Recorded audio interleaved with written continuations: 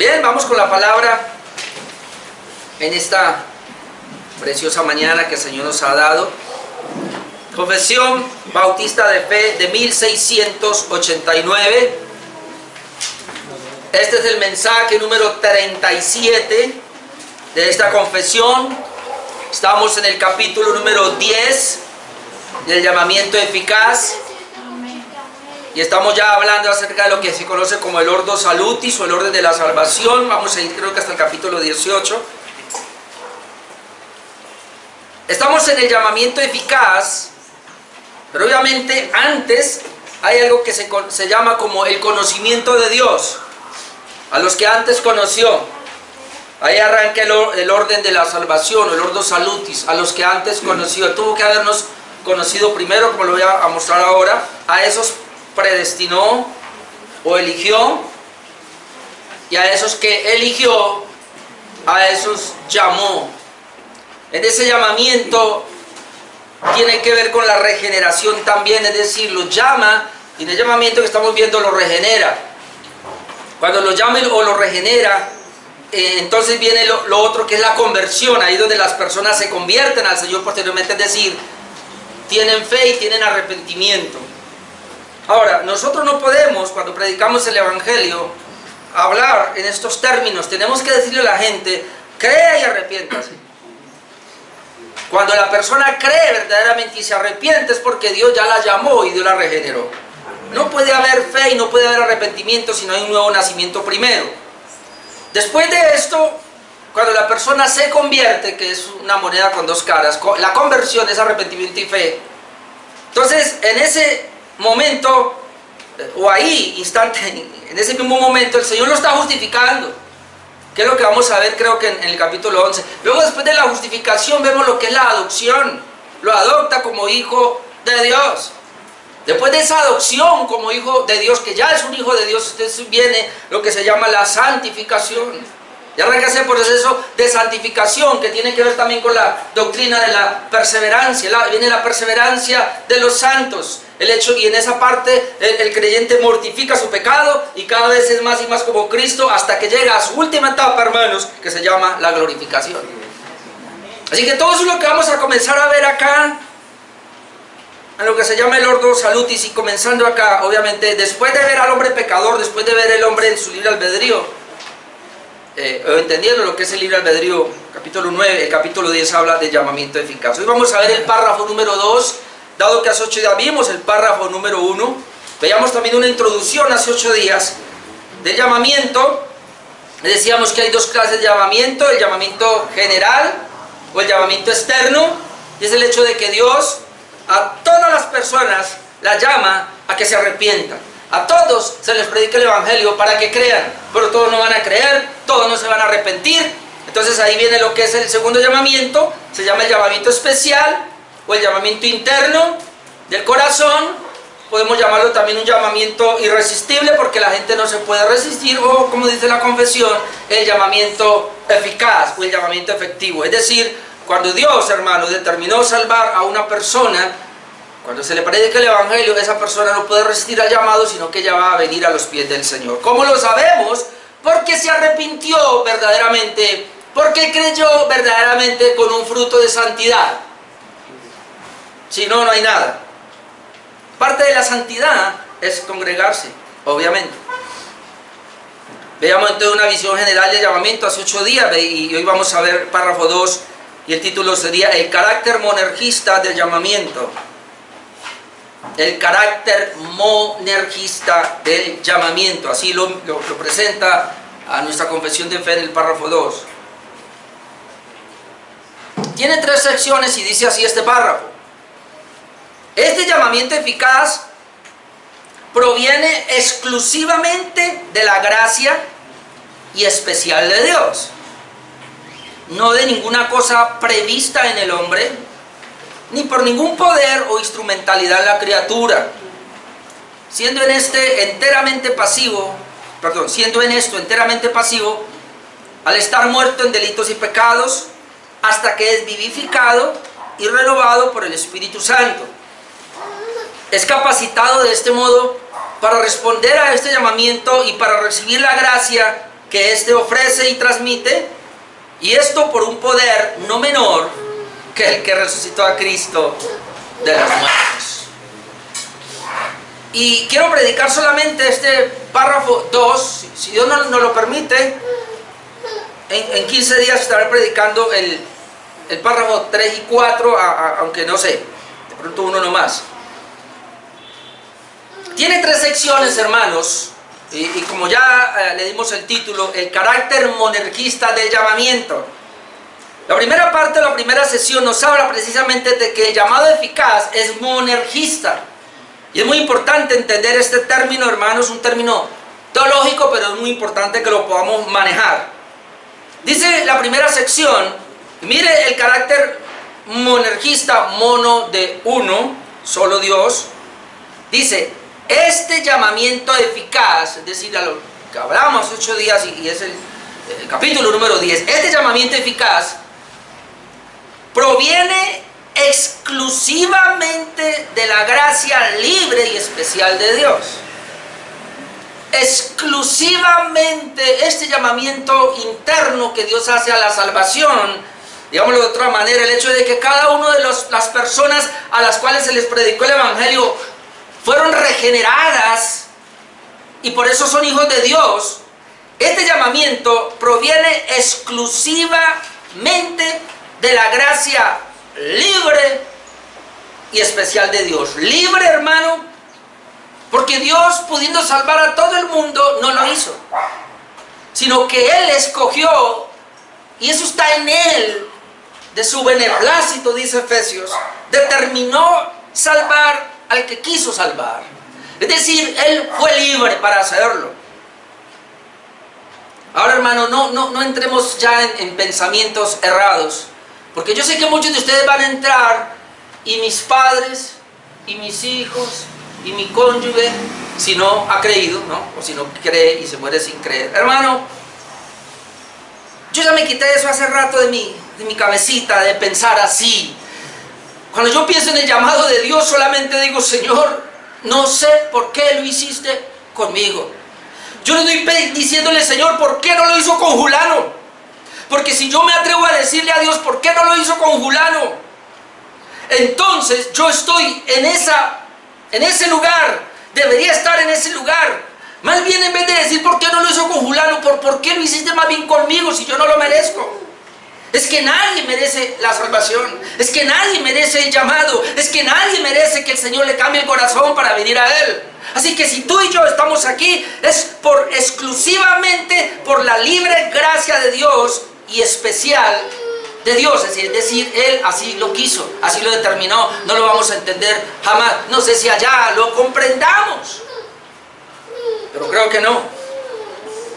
Y luego dice, y esto aclara, y ahora oigo los versos, no de ninguna cosa prevista en el hombre. Esto a mí me ayudó muchísimo a entender la diferencia entre lo que es el arminianismo y el calvinismo. El arminianismo son más del 80% de las iglesias que conocemos. Porque la mayoría de las iglesias de donde usted viene, por no decir que todas tienen, o son de carácter pentecostal, o son de carácter carismático, o lo último, de esa teología que hay de la prosperidad, o de pensamiento positivo, humanista. Donde allí nos enseñaron, usted fue regenerado porque creyó. Y de alguna manera pusieron en nosotros, cuando yo escuchaba, porque a mí nunca se me olvida la primera vez que yo escuché de predestinación, con un pastor, no voy a decir el nombre, estaba yo en un sótano, una iglesia, escuela dominical, y el pastor se paró allá y dijo, nosotros somos predestinados porque Dios vio al futuro que íbamos a creer, porque el Señor, y ponía el ejemplo, ¿sabe por qué Dios nos salvó a usted? ¿Por qué Dios lo predestinó a usted? Un ejemplo, ¿por qué predestinó a Miguel? Porque es que Dios, como lo conoce todo, Él vio que Miguel, cuando le presentaba el Evangelio, iba a creer, y por eso lo predestinó para la salvación. Y yo me comí ese cuento, y lo prediqué por más de 25 años. Y ¿usted cree en la predestinación? Claro que yo creo en la predestinación, porque Dios vio que yo iba a creer. Porque es que Dios vio que yo iba a predicar su santo evangelio y me llamó por eso. Oh, hermano, qué lejos estaba yo. Pero cuando yo leo aquí y en la confesión dice que el llamamiento eficaz exclusivamente de la gracia libre y especial de Dios, no de ninguna cosa prevista en el hombre, no porque Dios vio algo en mí, ni por ningún poder o instrumentalidad en la criatura. Es decir, yo no tenía capacidad, no tenía nada para responder a ese llamado. Cuando Dios me llamó, yo no podía creer, yo no podía arrepentirme porque estaba muerto en delitos y pecados. Nos acusan a nosotros precisamente porque como no entienden esta parte de la predestinación, dice, o sea que Dios es déspota. ¿Cómo le parece que sí? De hecho, la palabra soberano significa eso, déspota. Y déjeme decirle, y Dios es el único que puede ser déspota, porque Él es el creador de todos nosotros. Y como creador, tiene derecho de ordenar y hacer con nosotros lo que se le dé la gana. Amén, amén. La gente desconoce el amor de Dios. La gente tiene a Dios, al Diosito como lo llaman, de su propia invención, de su mentalidad, y no de lo que dice la palabra de Dios. Pero el Dios que yo conozco y estoy conociendo es el Dios que sale de las Escrituras. Ese es el Dios verdadero. Amén. Y ese Dios hace con la criatura lo que bien le parece. Tiene el poder para enviar al infierno al que quiere y tiene poder para salvar al que quiere. Amén. Dice que mucha gente entra aquí porque como la gente cree que va al cielo porque hizo algo, así sea creer, así sea arrepentirse. Cuando yo hice mi decisión de fe, cuando yo me convertí, si supiera, no diría eso, si supiera la muerte espiritual. Por eso otra vez, depravación total del hombre. Ahí está la clave. Hasta que no entendamos esta primera doctrina, no vamos a entender todas las otras, de los 5 puntos del calvinismo o de la doctrina de la gracia, mejor para que algunos no se asusten con el calvinismo.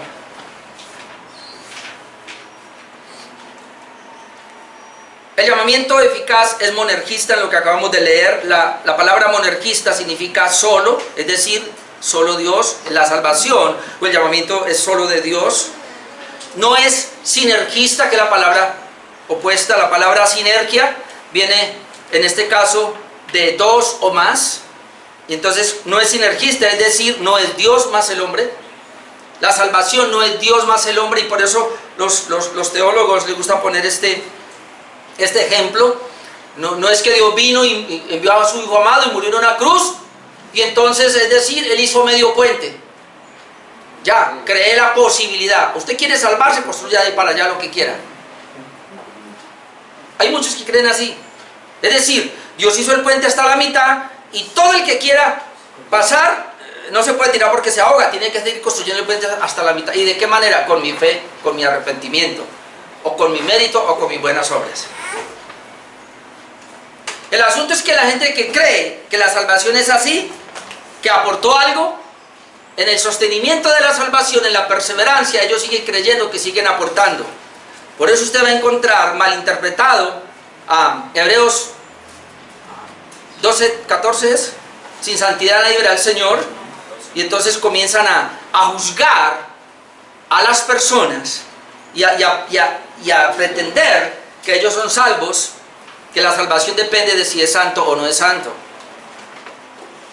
Hermano, como salvo, yo debo ser santo, pero la salvación no depende de mi santidad. Hermanos, como salvo, yo debo perseverar, pero la salvación no depende de mi perseverancia.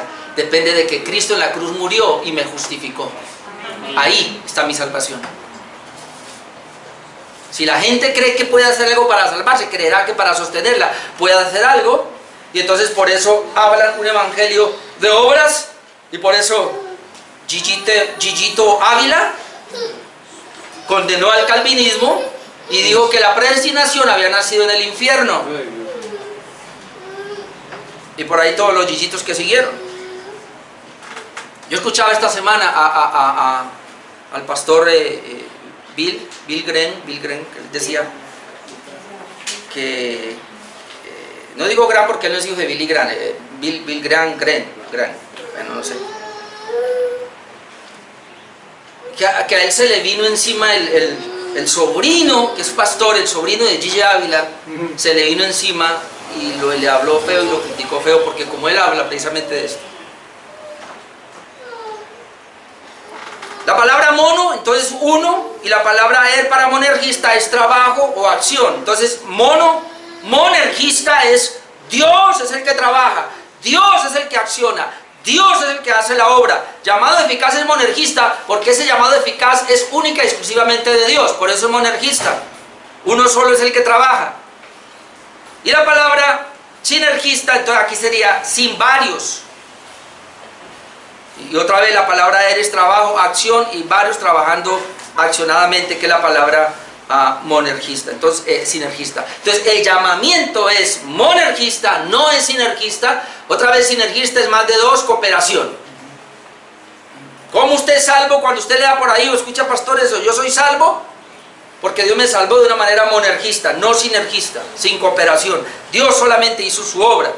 Es un llamado entonces, como dice la confesión, única y exclusivamente de Dios y es de su libre gracia, 2 de Timoteo 1, 8 al 10. Yo quisiera que me acompañaran a los textos hoy, no tengo muchos, pero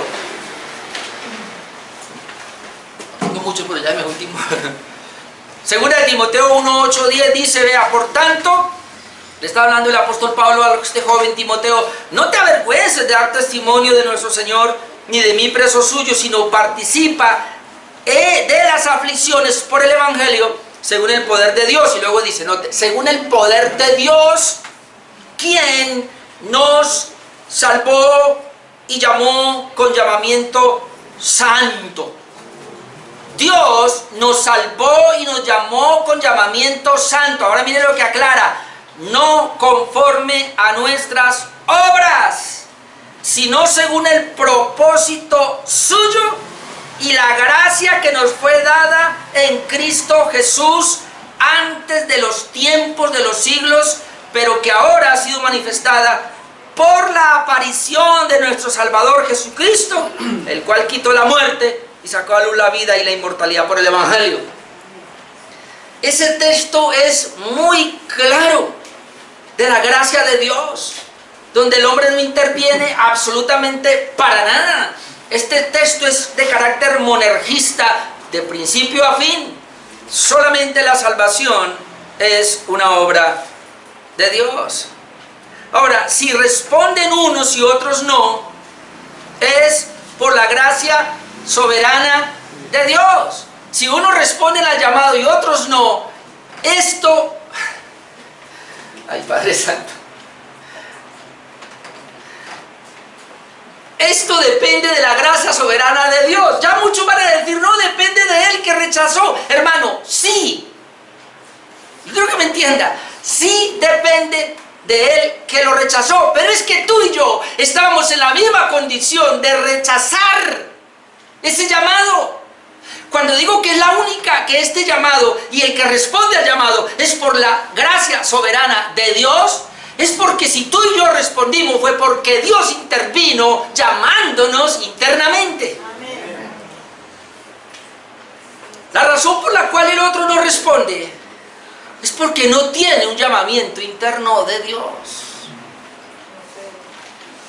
Y esto, hermanos, abofetea nuestra moral, nuestra justicia, qué sé yo, nuestra capacidad, y nos avergüenza.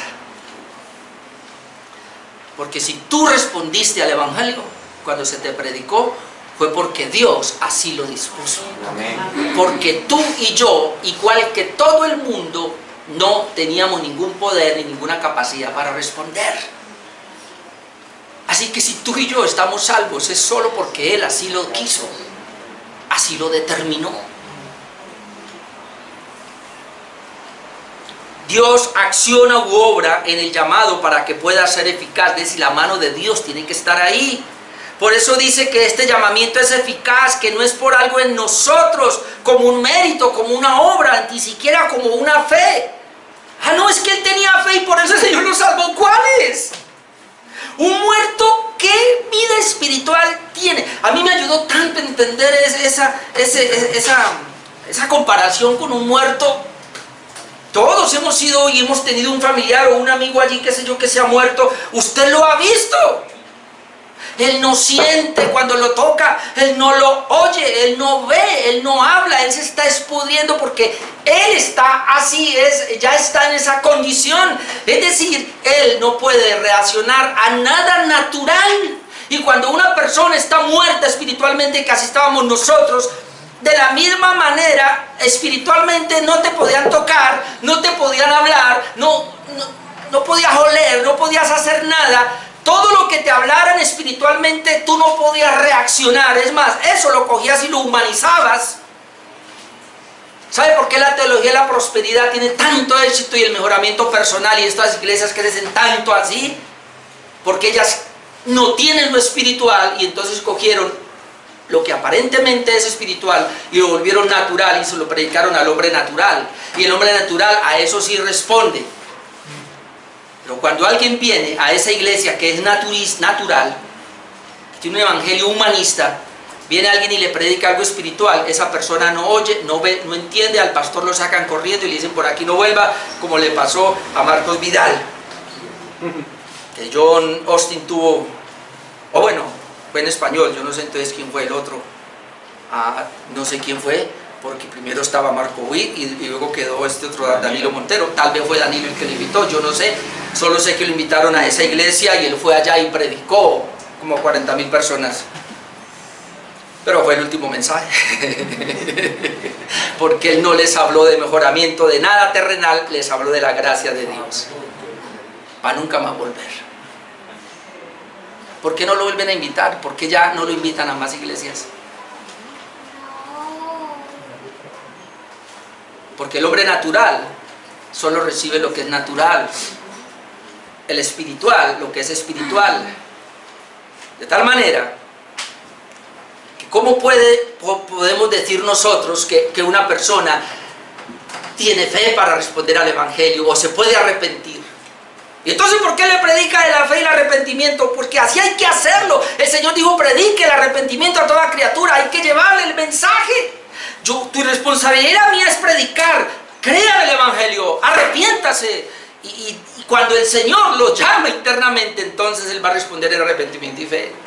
Por eso tú y yo no somos responsables de convertir a nadie, solamente de predicar el evangelio. Esta es una obra solamente de Dios. Y todavía no lo entendemos. Y con mi esposa a veces hablamos esto y todavía no lo podemos entender. No sé, hace como 15 días que hablando con mi esposa, ella como que me trataba como de decirme que, o sea, que yo tratara de hacer algo por esa persona. Y yo le digo, pero ¿yo qué voy a hacer con un muerto?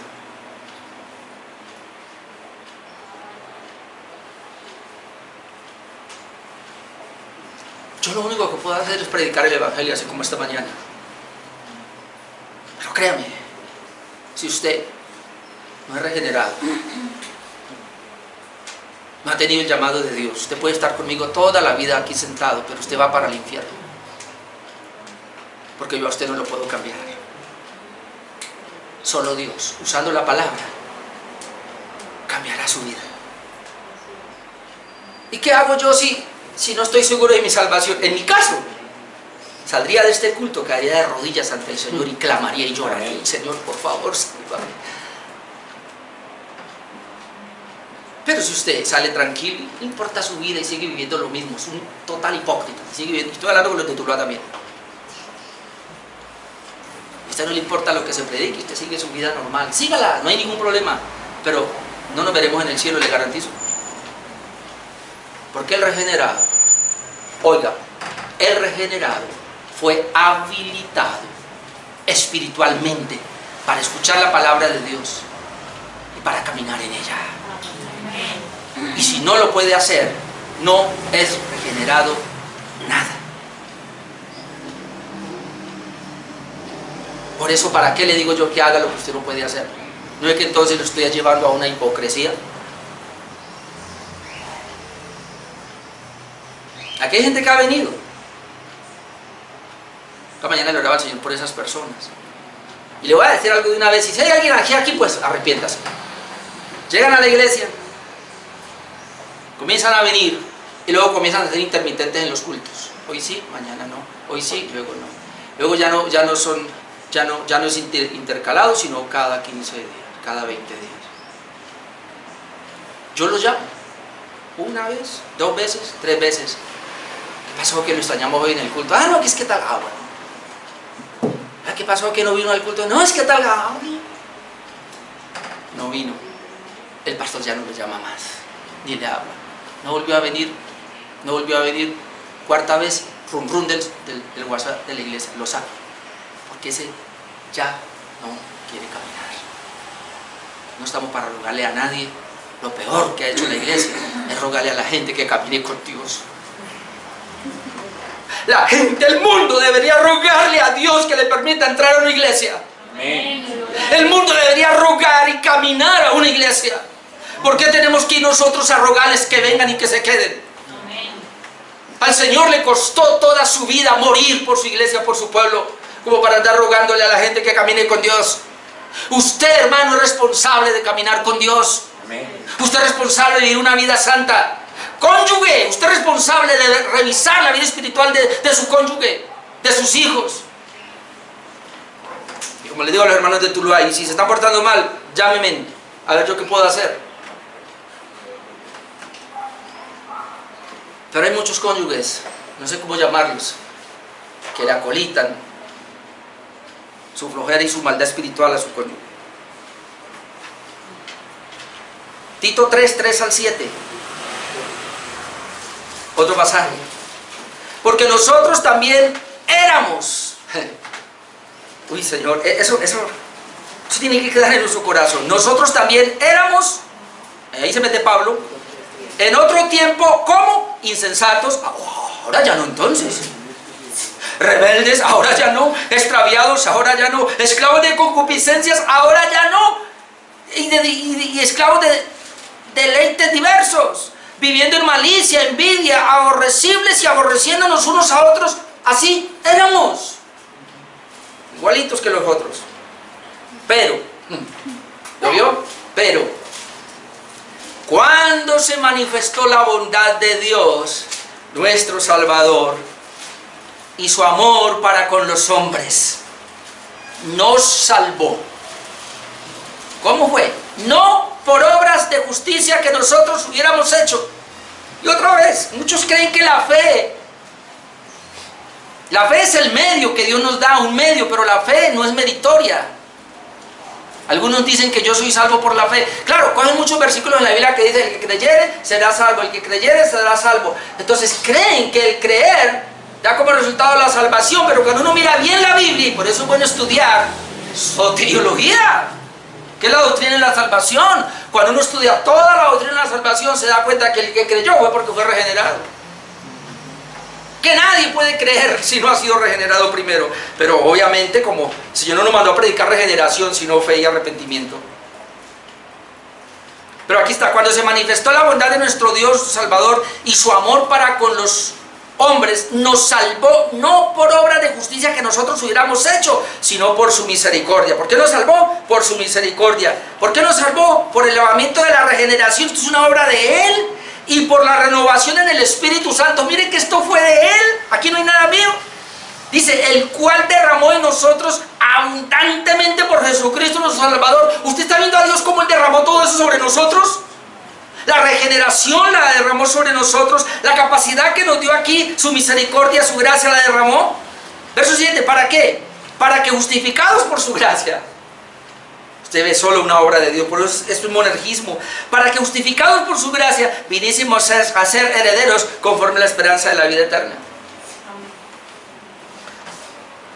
Somos diferentes, pero éramos igualitos que todos.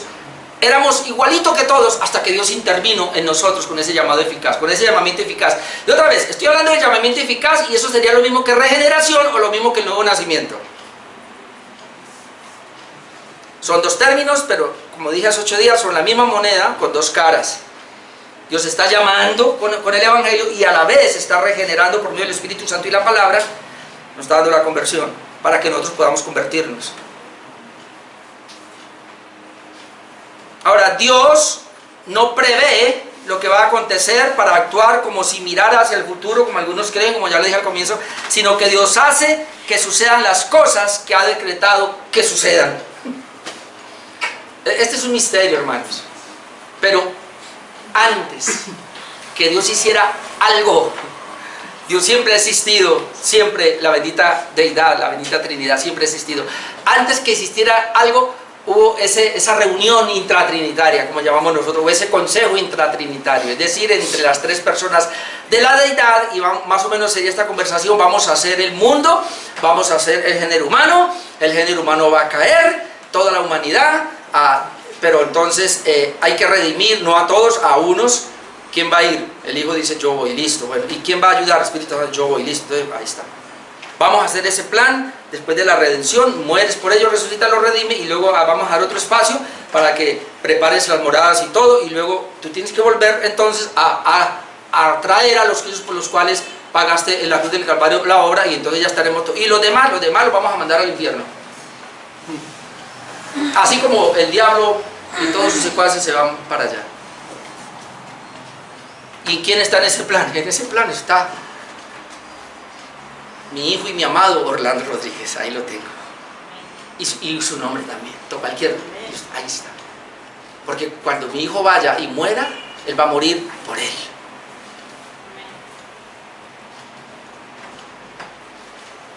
En otras iglesias le dicen: Jesús murió por todo el mundo y creó una posibilidad de salvación. ¿Quién se va a salvar? El que crea. ¿Y cómo van a creer si están muertos? Cristo murió por Orlando, se le predicó el evangelio, pero Orlando no quiso, ni podía ni quería. Entonces el Espíritu Santo vino y dijo: yo lo regenero. Lo regeneró, le dio un nuevo nacimiento, y cuando yo desperté y entendí el evangelio, dije: ay, Señor, por aquí es. Por favor, Señor, soy pecador, perdóname, yo creo que tú moriste por mí. Cuando eso pasó, es porque el Señor me había regenerado. Si no, no hubiera caminado con Él.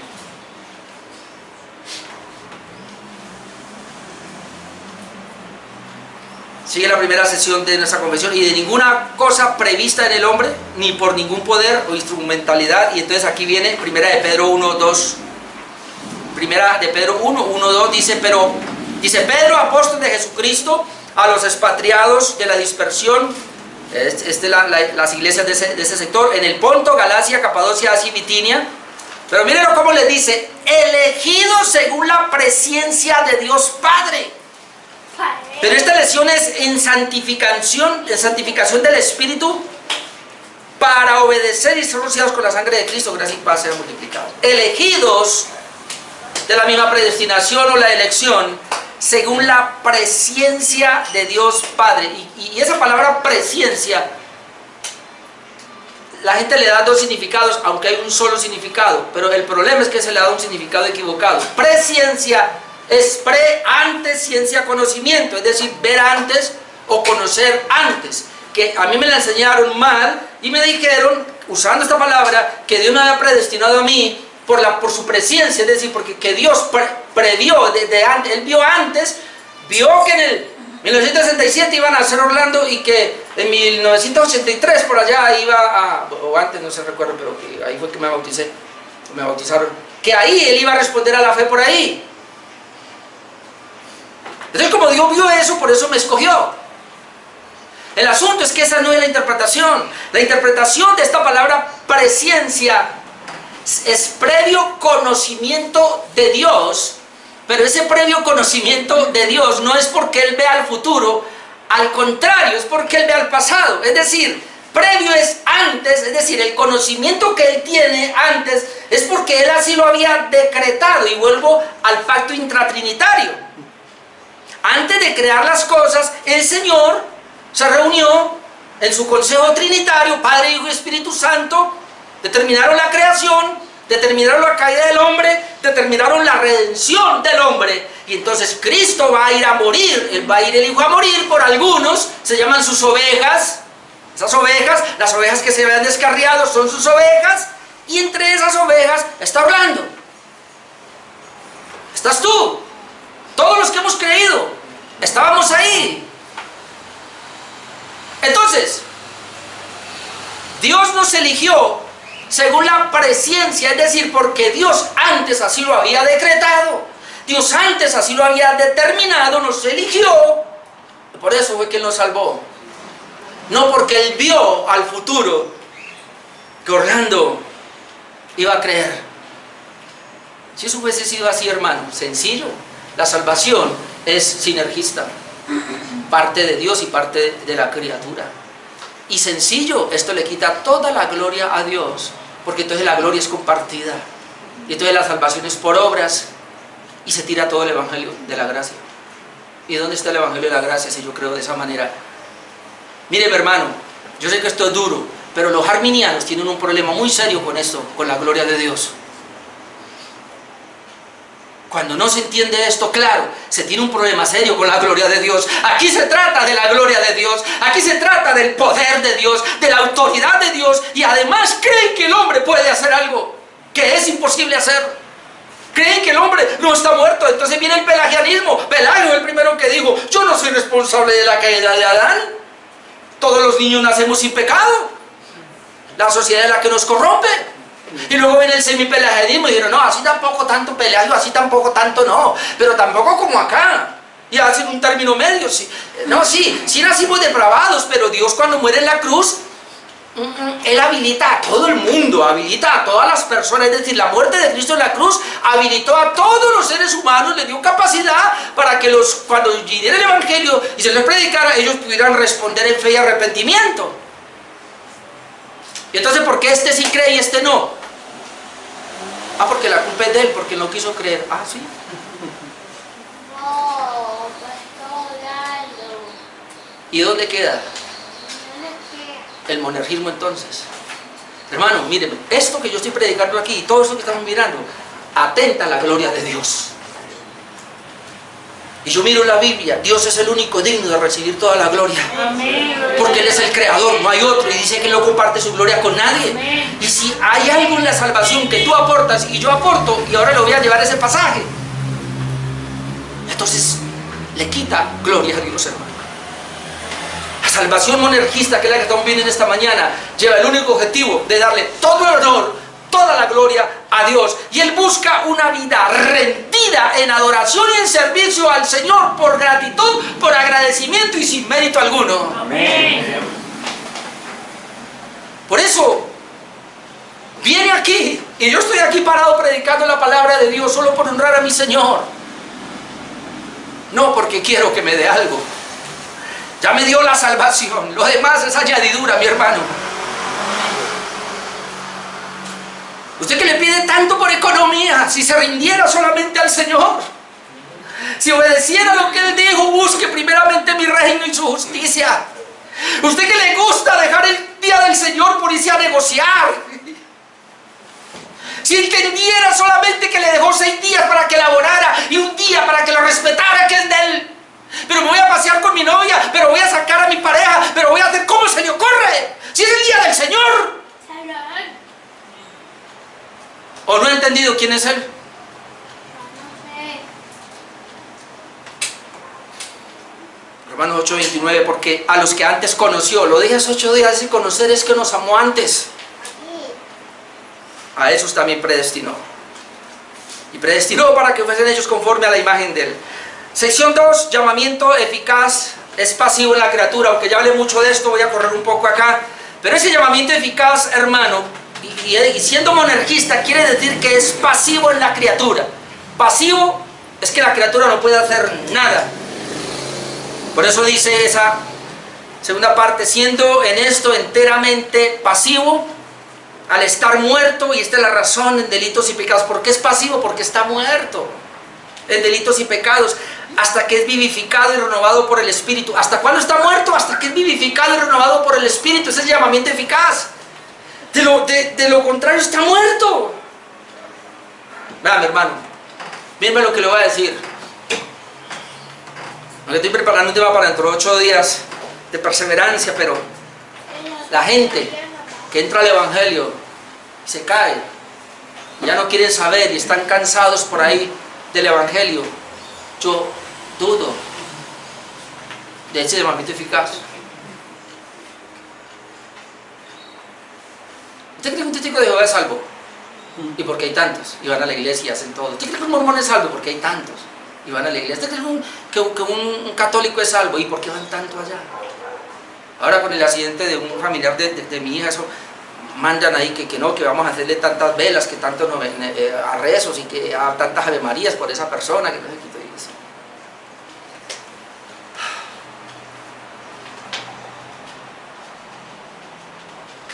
Si no conocemos al Salvador, hermanos, ¿cómo van a ser salvos? Es una obra de Dios, una obra del Espíritu Santo. Romanos 9, 10 al 16, como usted lo conoce, voy a ir rápido ahí, yo quería enfatizar acá un poco, pero Romanos 9, 10. Y esto es lo que yo le... Cuando yo hablé de mí, de que ni había nacido, porque así lo dice la Biblia, mire lo que dice Romanos 9, 10. Y no solo esto, sino también cuando Rebeca recibió de uno de Isaac nuestro padre, pues no habían aún nacido ni habían hecho aún ni bien ni mal, para que el propósito de Dios conforme a la elección permaneciese no por las obras sino por el que llama. Esa aclaración, cuando Dios determinó meter la mano en aquel pecador Jacob,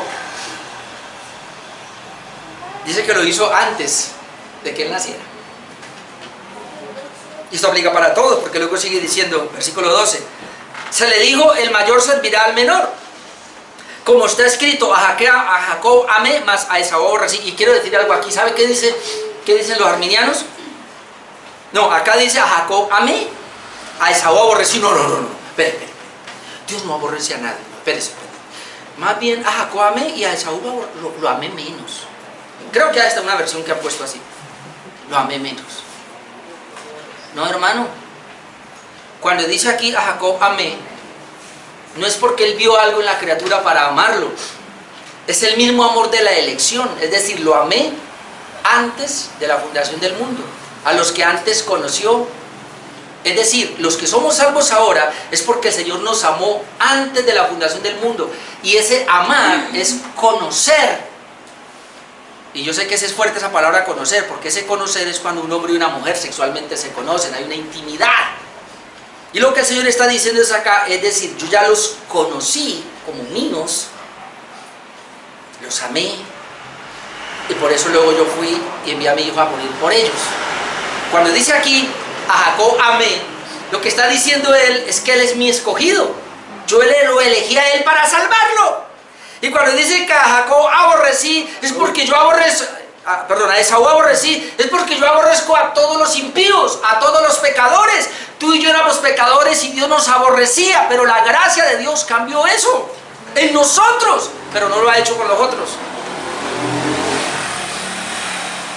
¿Le da temor? ¿Le da miedo decir que el Señor aborrece, odia a los pecadores, a los que no son regenerados, que solamente ama a su pueblo? ¿Le da temor? A mí no, porque eso es lo que dice la Biblia. Bueno, si no quiere que Dios siga aborreciendo a estas personas, prediquémosles el Evangelio. Levante una célula en su casa o haga algo. Aquí el hermano Jason está que se predique y él va a abrir en su casa, va a comenzar un estudio bíblico pronto. Dice que no se puede quedar quieto. Yo quisiera que él levantara a otro como él y que me diera, pastor, yo en mi casa quiero abrir una acá. Que vengan acá. Y si no vienen acá, pues quien quita que allá se levante una iglesia en ese lugar. Sigo. 13. Como está escrito, Jacob amé, mas a Esaú aborrecí. Luego dice, ¿qué pues diremos? Que hay justicia en Dios, porque se levanta el objetor a decir eso. Y él dice, no, en ninguna manera. Y mira el ejemplo que pone. Pues a Moisés dice, tendré misericordia del que yo tenga misericordia, y me compadeceré del que yo me compadezca. Hermano, ¿eso suena duro? Pero es que ¿acaso Dios le debe misericordia a alguien? ¿Acaso Dios le debe compasión a alguien? Así que Dios está desairado con todo el mundo. Dios le debe a todo el mundo justicia y los va a mandar al infierno, pero la misericordia, la benevolencia de la cual habla acá es algo de Él lleno de al que quiere. Por eso dice aquí, así está escrito, tendré misericordia del que yo quiera tenerla y me compadeceré del que yo me compadezca. Verso 16, así que no depende del que quiere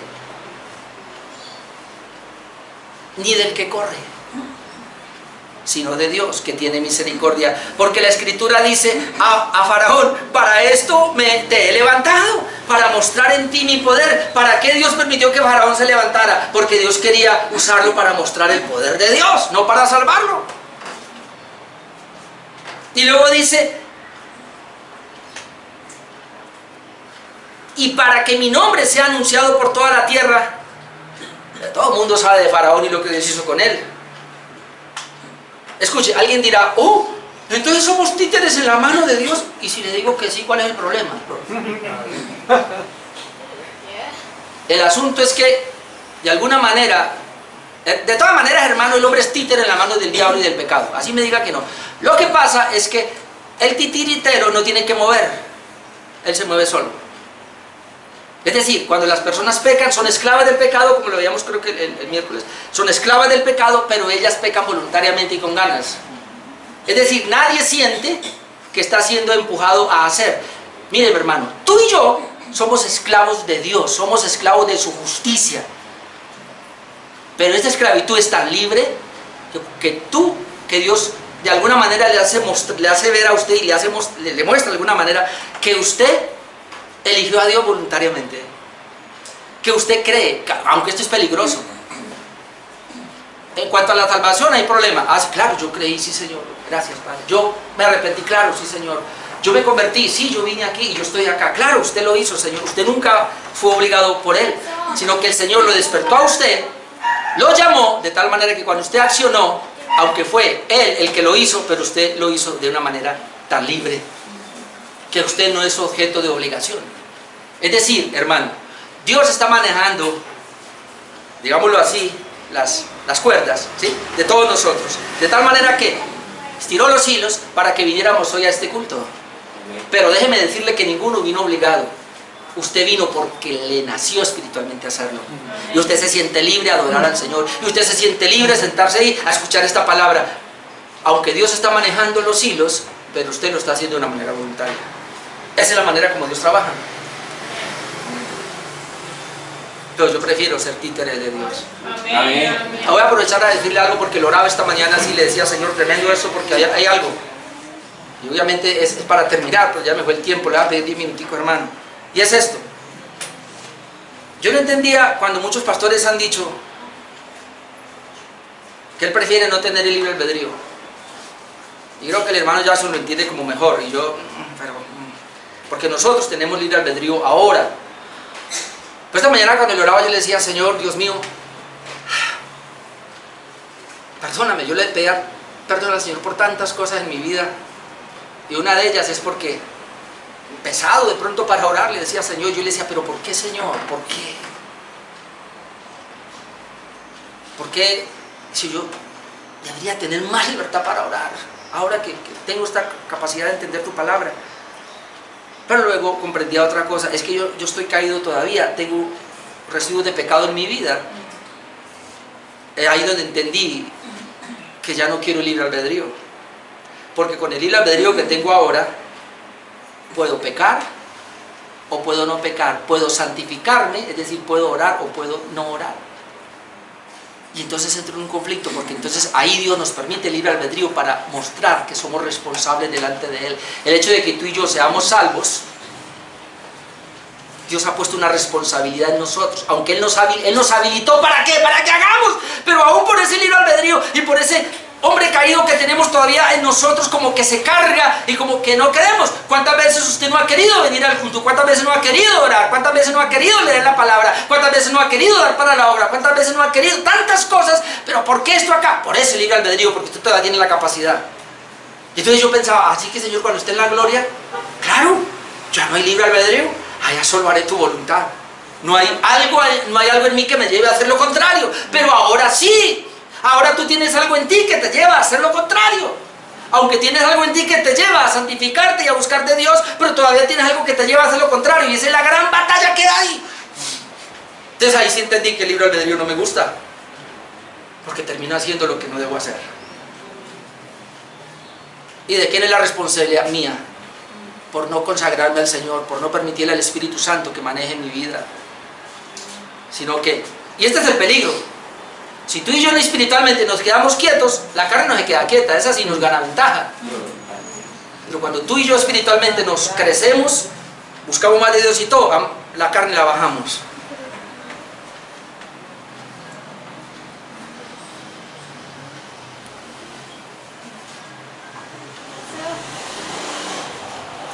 Esta pasividad en el hombre es debido a su muerte espiritual, ya lo dije, el texto de Efesios 2:1, estamos muertos espiritualmente.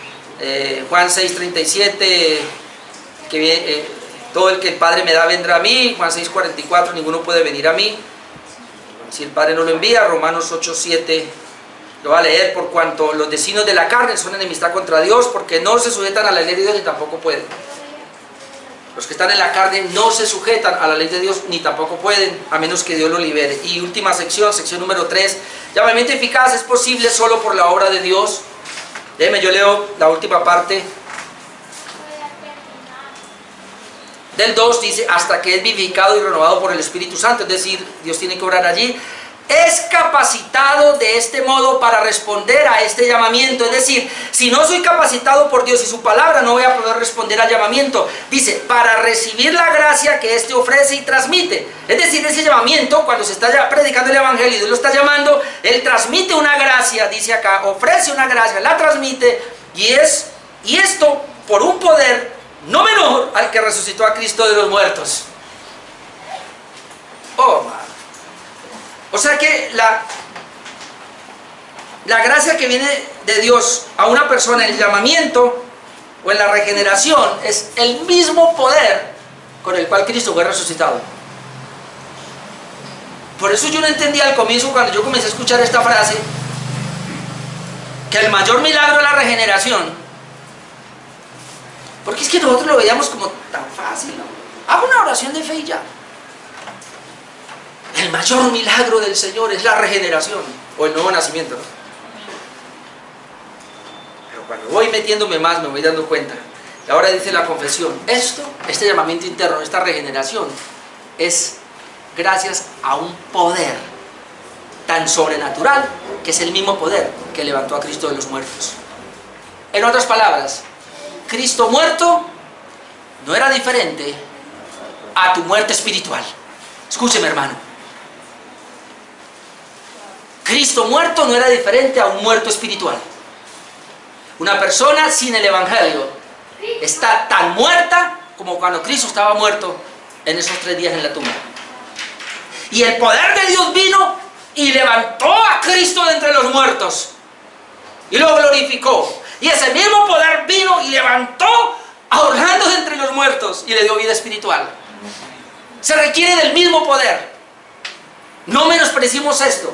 Por eso, ni vaya a pensar que usted fue regenerado porque hizo la oración, ni vaya a pensar que usted fue regenerado porque creyó, ni vaya a pensar que usted fue regenerado porque se arrepintió. No, porque se requería el poder que levantó a Cristo de los muertos para poder darle vida espiritual. ¿Cómo entonces vamos a pensar que la gente va a ir al cielo sin esa regeneración?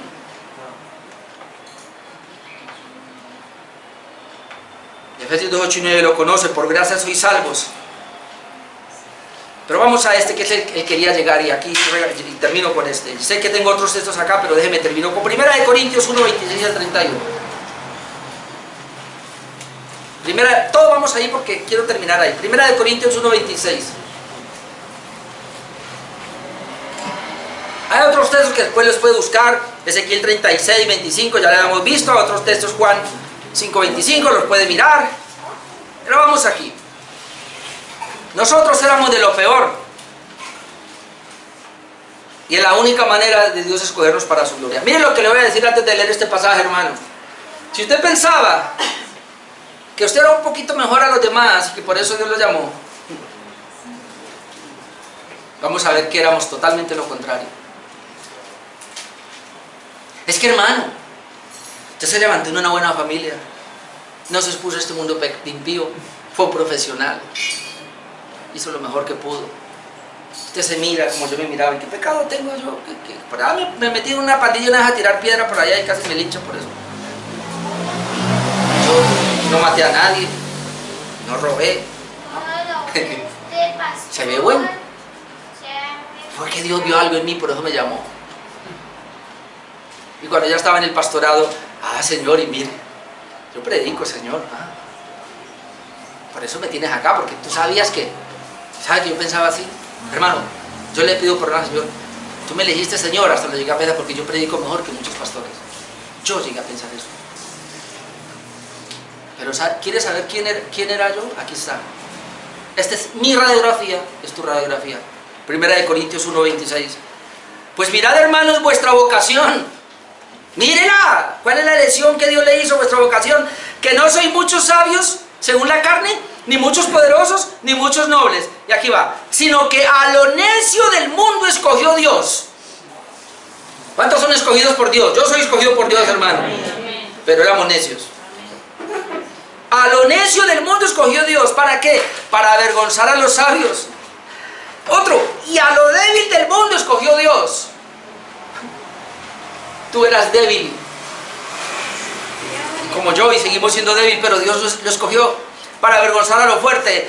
Y a lo vil y menospreciado escogió Dios. ¿Quién eras tú y quién era yo? Vil. Éramos viles y menospreciados. Y Dios nos escogió. Y lo que no es, o sea, no éramos nada, para deshacer lo que es, note acá, a fin de que nadie se jacte en su presencia. Si quieres saber quién eras tú, ese eras tú y ese era yo. No valíamos nada. Un cero a la izquierda. Éramos de lo peor, de los pecadores. Por eso Pablo dijo, yo el primero. Y yo decía, pero ¿por qué Pablo dice eso? Si él era un buen religioso. ¿Por qué él llegó a esa conclusión? Y él es el que está escribiendo aquí. De que él era de lo peor, que si Dios hizo una elección en él para salvarlo, era porque era el que estaba más allá, más cerca del infierno que todos. Y Dios por su gracia lo sacó, con el fin de avergonzar a todos los demás y que él tuviera más gloria. Y sigue diciendo acá, a fin de que nadie se jacte en su presencia. Esto es clave, hermano. Por eso el tema es monergista, para que nadie se jacte en la presencia de Dios. Ahora note el 30, mas por Él, yo subrayé por Él, es decir, por Dios.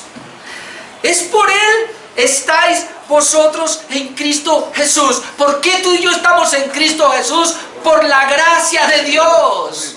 Es por Él, no es por ti. Estos días yo escuchaba a alguien decir, fue el devocional esta mañana que les mandé un poquito, como, no me gustó mucho ese devocional, que una señora oró y 60 años, hasta que no, es que no fue la oración de ella, no. No es tu oración. Tú y yo debemos orar. Pero una persona se convierte no por tu oración ni por la mía, sino por la gracia de Dios. Me gustan esos términos, porque es que aquí lo dice, mas por Él estáis vosotros en Cristo Jesús. Ahora note, el cual nos ha sido hecho por Dios. Es decir, estamos en Cristo, que por la gracia de Dios yo estoy en Cristo, pero ese Cristo me ha sido a mí ahora hecho por el Dios mismo. ¿Qué me hizo? Me ha sido hecho sabiduría. Tú tienes sabiduría espiritual, es por Él. Justificación, tú estás justificado, es por Él. Santificación, tú eres santo, es por Él. Redención, tú eres redimido por Él. Para que, como está escrito, el que se gloríe, gloríese en el Señor. Amén. Amén. Tú y yo no tenemos nada. Tenemos lo peor. Cuando yo leía esto ayer, yo decía, Señor, así que yo decía, Padre, o sea que yo pude ser el hombre más malo de esta tierra. Y aquí está mi hermano Germán, que no sé si él fue con nosotros, pero yo tenía como 15 años, 16 años, y me metí a una bandita y estaba peleando con otro.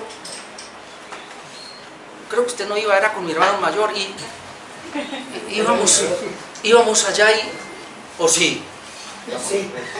Y se viene ese grupo y se vienen a atacarnos, hermano. Cuando veíamos que traían cuchillos y machetes y alguien disparó no, yo digo que usted no estaba, porque es que yo no sé, yo me acuerdo. Salimos corriendo, hermanos, llegamos y íbamos a entrar a la casa corriendo porque nos venían persiguiendo. Y cuando llegamos a la casa hacia el frente, hermano, aquí había una reunión. Estaban orando. Mi familia tenía una célula y yo estaba tirando piedra por allá. Tenía 16 años y me senté con mi hermano ahí al frente. De pronto se estaban, no me acuerdo, pero yo me acordé de Freddy. Y entramos ahí, hermano. Tenía 16 años. Y ahí me puse a llorar. Supuestamente me convertí al Señor, pero por miedo. Fui a la iglesia, me bautizaron. Al año estaba fuera otra vez de la iglesia. Y en un año hice todo lo que nunca había hecho. Y si no es por un dolor que el Señor pone en mi estómago de más de 4 días, y mi mamá sabe, un pastor venga y ore por mí, oró y nunca se fue ni droga ni nada. Salen esas palabras un jueves en la noche: Señor, si tú me quitas este dolor, yo vuelvo a los jóvenes el sábado. Y se fue instantáneamente. Ya tenía 18 años. A los 18 años y medio más o menos, fui a la iglesia. Y a los 6 meses entré a trabajar y conocí a mi amada esposa. Y luego a los 20 años más o menos y medio me casé. Y a los 22 años comencé a ser pastor. Y yo le decía al Señor: ¿y eso el que para acá le he embarrado también? ¿Va a pensar que no? He hecho cosas feas. Le digo: Señor, yo hubiera sido, de verdad no estaría. Yo a mi esposa le digo: si Dios no me hubiera traído a la vida espiritual, yo no estaría vivo. Es que yo tuve muchas peleas en la adolescencia. Yo compraba las peleas. Y me enfrenté como 2 o 3 veces con otros a cuchillo. Usted no sabe quién es este pintica. Hice pelear a mis hermanos una vez, una banda que casi nos linchan. Si no porque alguien nos abre la puerta, ahí entramos nosotros, ahí nos iban a dar. A mi hermano los hirieron. A mí también, obviamente, me reventaron la nariz. A mi hermano le reventaron la cabeza. No recuerdo qué le hicieron al otro. Como, es que los 3 contra 15, hermanos. ¿A quién se le ocurre eso? Pero es que esperamos nosotros. Yo digo esto, hermano, para decirle una cosa, hermano. Yo fui de lo peor. Y no se la crea, sigo siendo de lo peor. Pero la gracia de Dios me cogió, como lo cogió a usted. Así que solamente Dios merece el honor y la gloria, como dice aquí, para que Él sea la gloria, y el que se gloríe solo en el Señor. Amén. Vamos a orar.